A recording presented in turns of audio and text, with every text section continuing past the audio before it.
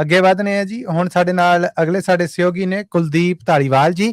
ਕੁਲਦੀਪ ਧਾਲੀਵਾਲ ਜੀ, ਜੀ ਆਇਆਂ ਨੂੰ, ਸਤਿ ਸ੍ਰੀ ਅਕਾਲ ਜੀ, ਸਵਾਗਤ। ਔਰ ਰੂਬਰੂ ਜੇ ਤੁਸੀਂ ਪ੍ਰੋਫੈਸਰ ਸ਼ੇਰ ਸਿੰਘ ਕੰਵਲ ਜੀ ਦੇ। ਸਤਿ ਸ੍ਰੀ ਅਕਾਲ ਜੀ, ਮੇਰੇ ਵੱਲੋਂ ਪ੍ਰੋਫੈਸਰ ਸਾਹਿਬ ਉਹਨਾਂ ਨੂੰ ਵੀ ਤੇ ਤੁਹਾਨੂੰ ਵੀ। ਮੇਰੀ ਕਵਿਤਾ ਭਗਤ ਸ਼ਹੀਦ ਭਗਤ ਸਿੰਘ ਬਾਰੇ ਆ ਜੀ ਜੀ ਇਰਸ਼ਾਦ ਜੀ। ਤੇ ਪਿੱਛੇ ਜਿਹਾ ਲੰਘ ਕੇ ਗਿਆ ਨਾ 23 ਮਾਰਚ ਨੂੰ ਉਹਨਾਂ ਦਾ ਦਿਹਾੜਾ ਜੀ ਜੀ ਬਿਲਕੁਲ ਜੀ। ਤੇ ਮੈਂ ਉਹਨਾਂ ਦੇ ਮੁਤਲਕ ਕਵਿਤਾ ਕਹੂੰਗਾ। ਉਹਨਾਂ ਦਾ ਇੱਕ ਸ਼ੇਰ ਆ, तेगों के साए में जवां हुए हैं पल पल, एक खेल जानते हैं फांसी पे झूल जाना।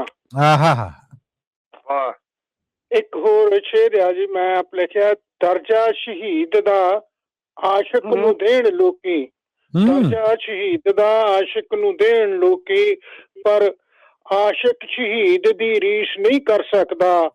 ਰੋ ਰੋ ਕੇ ਸੱਸੀ ਦੀ ਜਾਨ ਨਿਕਲੀ, ਆਸ਼ਿਕ ਸ਼ਹੀਦ ਇੱਕ ਵੀ ਹੋਕਾ ਨਹੀਂ ਭਰ ਸਕਦਾ। ਸ਼ਹੀਦ ਇੱਕ ਵੀ ਹੋਕਾ ਨਹੀਂ ਭਰ ਸਕਦਾ। ਕਿਆ ਬਾਤ ਹੈ, ਕਿਆ ਬਾਤ ਹੈ।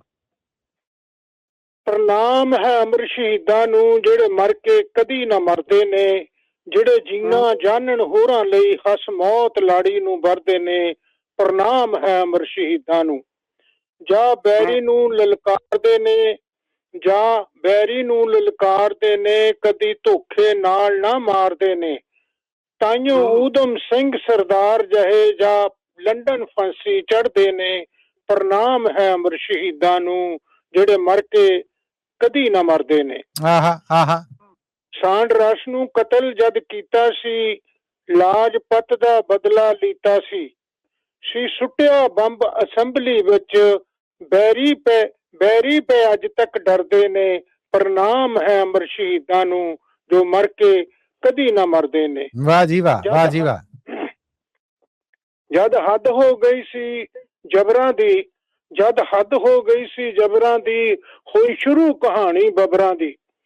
ਜਦ ਹੱਦ ਹੋ ਗਈ ਸੀ ਜਬਰਾਂ ਦੀ, ਹੋਈ ਸ਼ੁਰੂ ਕਹਾਣੀ ਬਬਰਾਂ ਦੀ। ਕਿੰਜ ਸੋਧਿਆ ਝੋਲੀ ਚੁੱਕਾਂ ਨੂੰ, ਲੋਕੀ ਪੈ ਸਿਫਤਾਂ ਕਰਦੇ ਨੇ। ਪ੍ਰਣਾਮ ਹੈ ਅਮਰ ਸ਼ਹੀਦਾਂ ਨੂੰ, ਜੋ ਮਰ ਕੇ ਕਦੀ ਨਾ ਮਰਦੇ ਨੇ। ਵਾਹ ਜੀ ਵਾਹ। ਉਹ ਕੌਮ ਆਜ਼ਾਦੀਆਂ ਮਾਣਦੀ ਏ, ਉਹ ਕੌਮ ਆਜ਼ਾਦੀਆਂ ਮਾਣਦੀ ਏ, ਜਿਹੜੀ ਮਾਣ ਸ਼ਹੀਦਾਂ ਦਾ ਜਾਣਦੀ ਏ। ਭੁੱਲ ਗਏ ਜੋ ਮਾਣ ਸ਼ਹੀਦਾਂ ਦਾ, ਮੁੜ ਜਿੱਤੀ ਬਾਜੀ ਹਰਦੇ ਨੇ। ਪ੍ਰਣਾਮ ਹੈ ਅਮਰ ਹਰਦੇ ਨੇ। ਪ੍ਰਣਾਮ ਹੈ ਅਮਰ ਸ਼ਹੀਦਾਂ ਨੂੰ, ਜੋ ਮਰ ਕੇ ਕਦੀ ਨਾ ਮਰਦੇ ਨੇ। ਵਾਹ ਜੀ ਵਾਹ, ਵਾਹ ਜੀ ਵਾਹ। ਆਜ਼ਾਦੀ ਅਤੇ ਗੁਲਾਮੀ ਵਿੱਚ ਬੜਾ ਫਰਕ ਹੁੰਦਾ। ਜੀਣਾ ਵਾਂਗ ਗੁਲਾਮ ਦੇ ਵੀ ਇੱਕ ਨਰਕ ਹੁੰਦਾ। ਦੇਸ਼ ਲਈ ਹੱਸ ਯੋਧੇ ਜਾਂ ਫਾਂਸੀ ਚੜ੍ਹਦੇ ਨੇ। ਪ੍ਰਣਾਮ ਹੈ ਅਮਰ ਸ਼ਹੀਦਾਂ ਨੂੰ, ਜੋ ਮਰ ਕੇ ਕਦੀ ਨਾ ਮਰਦੇ ਨੇ। ਇੱਕ ਮਾੜੀ ਜਿਹੀ ਮੇਰੀ ਹੋਰ ਵੀ ਕਵਿਤਾ ਹੈਗੀ, ਇਹਨਾਂ ਬਾਰੇ ਜੇ ਤੁਸੀਂ ਕਹੋਗੇ ਤਾਂ ਮੈਂ ਕਹਿ ਸਕਦਾ। ਨਹੀਂ ਜੀ ਪ੍ਰੋਫੈਸਰ ਸਾਹਿਬ, ਤੁਹਾਡੀ ਇਜਾਜ਼ਤ ਦੇ ਨਾਲ ਹੈ ਜੀ, ਸਭ ਜੁੜੇ ਮਲਿਕ ਸਾਹਿਬ। ਜ਼ਰੂਰ ਜੀ, ਲਓ ਜੀ, ਇਜਾਜ਼ਤ ਲੱਭ ਗਈ ਹੁਣ ਤਾਂ ਕੋਈ ਰੁਕਾਵਟ ਹੀ ਨਹੀਂ। ਜ਼ਰੂਰ। ਇਹ ਭਗਤ ਸਿੰਘ ਦੀ ਸੋਚ ਬਾਰੇ ਆ ਜੀ।